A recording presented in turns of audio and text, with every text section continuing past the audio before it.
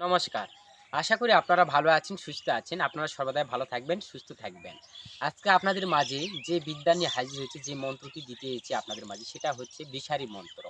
অনেকদিন থেকেই আপনাদের মাঝে কোনো বিষারি মন্ত্র দেওয়া হয়নি। আজকে আমি যে মন্ত্র আপনাদের মাঝে দিচ্ছি, এই মন্ত্রর দ্বারাই আপনারা যদি কোনো ব্যক্তিকে সাপে দংশন করে কিংবা সাপে কামড় মারে, সে কামড় মারার পরে সর্প কামড় মারার পরে এই সর্পের বিষটা তার শরীরে প্রবেশ হয়েছে কি তার শরীরে বিষ আছে কিনা তা আপনারা কিভাবে পরীক্ষা করতে পারবেন। সর্বদাই আমি যে মন্ত্র দেবো এই মন্ত্র দেওয়া এবং আমার নিয়ম অনুসারে যদি আপনারা কাজটি করতে পারেন তাহলে খুব সহজেই আপনারা ওই ব্যক্তিকে, যে ব্যক্তি সাপে কামড় দিয়েছে সেই ব্যক্তির শরীরে বিষ, সাপের বিষটি লেগেছে কিংবা লাগেনি তা আপনারা খুব সহজে পরীক্ষা করতে পারবেন।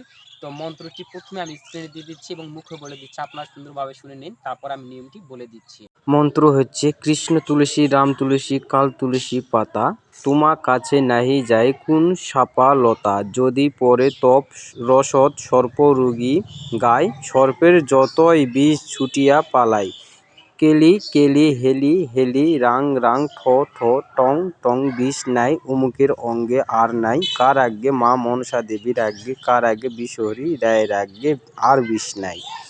টি হচ্ছে প্রথমে আপনাদের করতে হবে একটি তুলসী গাছ খুঁজে নিতে হবে। সেই তুলসী গাছটি হচ্ছে কৃষ্ণ তুলসী, যাকে বলা কালো তুলসী। আপনারা কৃষ্ণ তুলসীর গাছ যেখানে পাবেন সেখান থেকে আপনারা শ্বাস বন্ধ করে প্রথমে তুলসীকে আপনারা প্রণাম করে নেবেন। প্রণাম করে নেওয়ার পরে আপনারা ওই কালো তুলসী বা কৃষ্ণ তুলসীর গাছ থেকে আপনারা শ্বাস বন্ধ করে ৩টি তুলসীর গাছের পাতা তুলবেন। নিখুঁত ৩টি তুলসী গাছের পাতা তুলে নেওয়ার পরে যে মন্ত্রটি দেখলেন এই মন্ত্রটি আপনারা ৭ বার বলবেন, ৭টা ফু ওই তুলসী পাতায় দিবেন। দেওয়ার পরে আপনাদের করতে হবে যেখানে সাপে দংশন করেছে সেই রোগীর স্থানে আপনারা ৩টা পাতায় আপনারা সুন্দর করে লাগিয়ে দিবেন।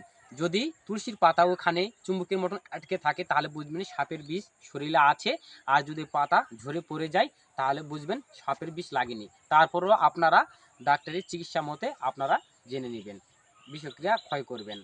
তা আশা করি আপনারা বুঝতে পেরেছেন। আজকে এই পর্যন্তই। আপনারা যদি আমার ইউটিউব চ্যানেল নতুন এসে থাকেন তাহলে অবশ্যই আমার ইউটিউব চ্যানেলটিকে সাবস্ক্রাইব করে আমার পাশে থাকবেন, আর অবশ্যই ভিডিওটি একটা লাইক করবেন। তো আপনারা ভালো থাকুন, সুস্থ থাকুন, দেখা হচ্ছে আবার নতুন ভিডিওতে। নমস্কার।